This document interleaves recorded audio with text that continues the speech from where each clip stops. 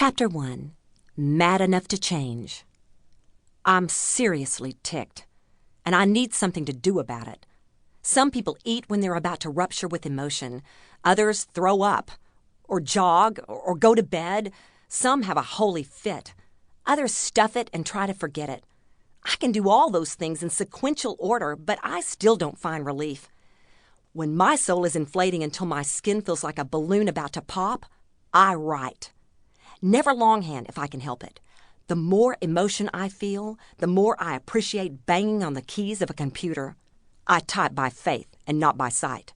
My keyboard can attest to the fact that I'm a passionate person with an obsession for words. Most of the vowels are worn off. The word ticked really should have more vowels. Maybe what I am is peeved. That's a good one.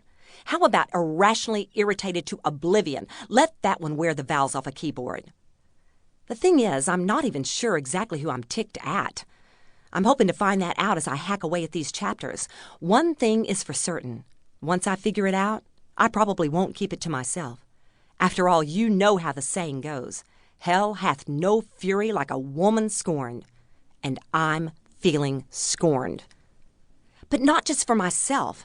I'm feeling ticked for the whole mess of us born with a pair of X chromosomes.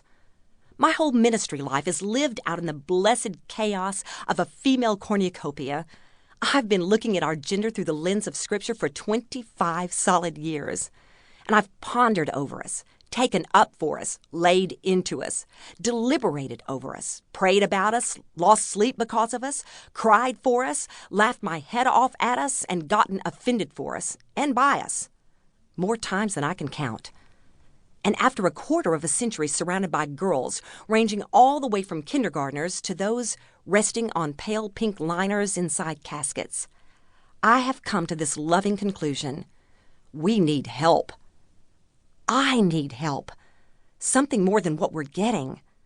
The woman I passed a few days ago on the freeway who was bawling her eyes out at the steering wheel of her Nissan needs help. The girl lying about her age in order to get a job in a topless bar needs help. The divorcee who has loathed herself into 50 extra pounds needs help. For crying out loud, that female rock star I've disdained for years needs help.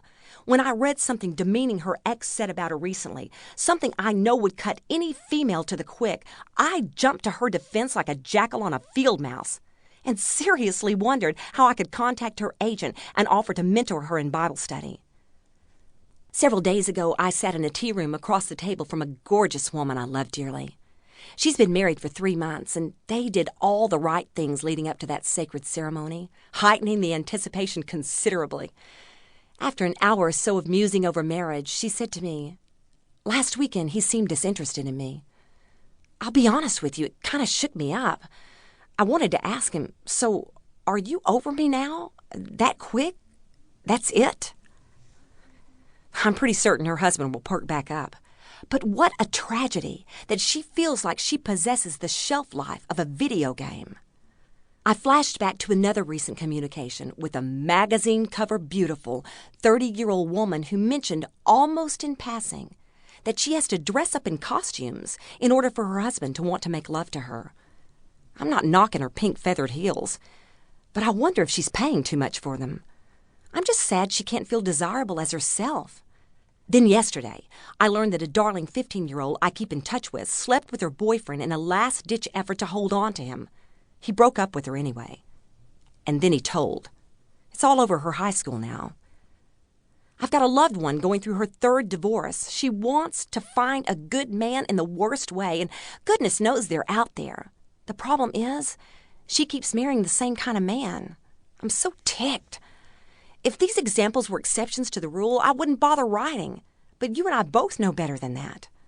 I hear echoes of fear and desperation from women day in and day out, even if they're doing their best to muffle the sound with their Coach bags. Oh, who am I kidding? I hear reverberations from my own heart more times than I want to admit. I keep trying to stifle it, but it won't shut up. Something's wrong with us for us to value ourselves so little. Our culture has thrown us under the bus. We have a fissure down the spine of our souls, and boy, does it need fixing.